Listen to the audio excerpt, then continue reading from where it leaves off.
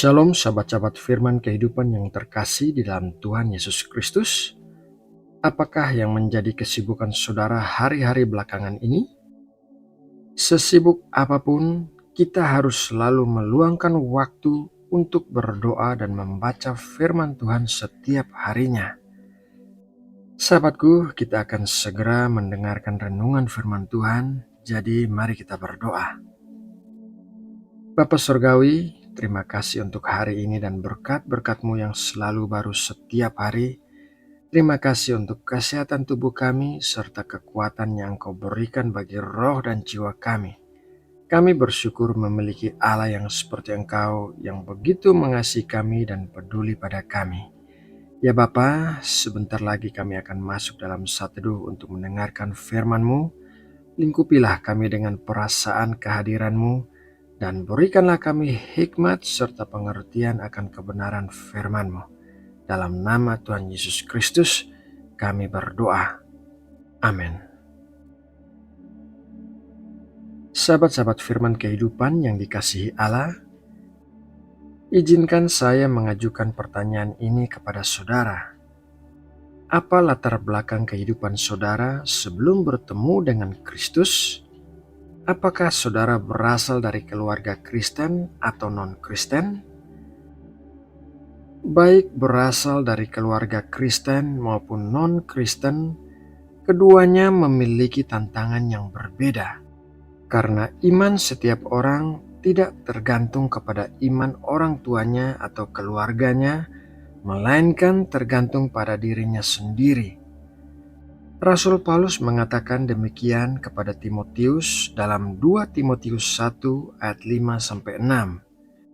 Sebab aku teringat akan imanmu yang tulus ikhlas, yaitu iman yang pertama-tama hidup di dalam nenekmu Lois dan di dalam ibumu Eunike, dan yang aku yakin hidup juga di dalam dirimu. Karena itulah kuperingatkan engkau untuk mengobarkan karunia Allah yang ada padamu oleh penumpangan tanganku atasmu. Timotius memiliki nenek dan ibu yang beriman, tetapi tetap saja Timotius harus hidup dalam imannya sendiri, bukan iman neneknya atau ibunya. Timotius harus mengerjakan apa yang perlu ia kerjakan. Sedangkan bagi orang-orang yang berasal dari keluarga non-Kristen, salah satu tantangan yang dihadapi selain ditentang oleh keluarga adalah keterbukaan pada hal-hal yang baru yang diajarkan Kristus kepadanya. Ajaran-ajaran Kristus memang bertentangan dengan apa yang diajarkan oleh dunia pada umumnya.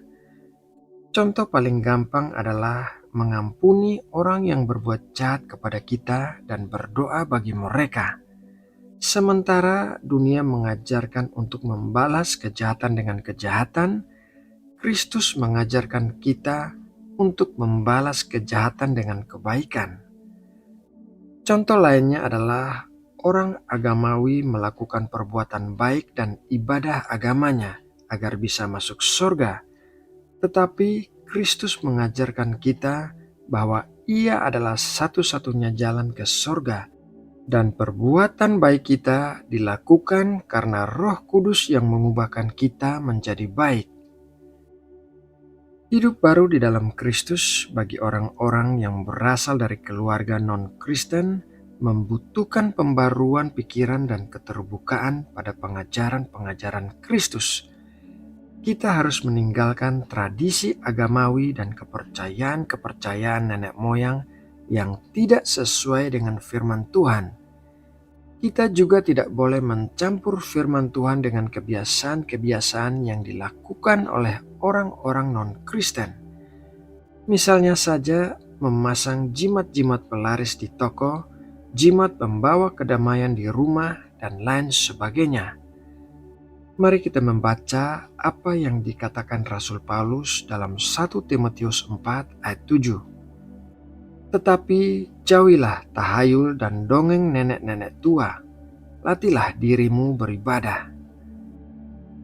Apa yang diajarkan oleh Tuhan Yesus adalah sesuatu yang baru, yang belum pernah ada sebelumnya, yaitu mengenai kasih karunia dari Allah kepada manusia dan konsep kerajaan sorga yang diajarkan oleh Tuhan Yesus seringkali sulit dimengerti oleh logika manusia.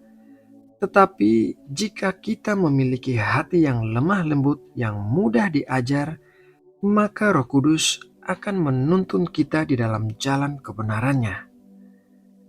Sahabat-sahabat firman kehidupan yang dikasihi Allah, melalui renungan firman Tuhan hari ini, marilah kita bersikap terbuka terhadap pengajaran firman Tuhan dan meninggalkan segala kebiasaan dan kepercayaan duniawi yang telah mempengaruhi kita sebelumnya.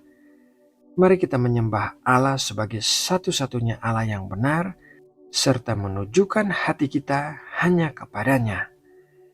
Nah sahabatku, demikianlah renungan firman Tuhan hari ini.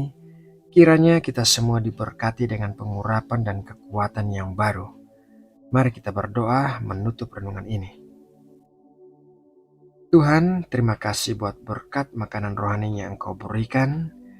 Kiranya setiap pengetahuan firman-Mu kami lakukan dengan setia di sepanjang hidup kami, sehingga kami berhasil dan beruntung dalam setiap langkah kaki kami. Ya Tuhan, kami berdoa bagi setiap orang yang mendengarkan renungan firman-Mu hari ini. Kiranya Engkau memberkati kehidupan mereka, memberikan pertolongan tepat pada waktunya, dan melindungi dari segala sesuatu yang jahat. Terima kasih ya Bapa, kami berdoa dan mengucap syukur di dalam nama Tuhan Yesus Kristus. Amin.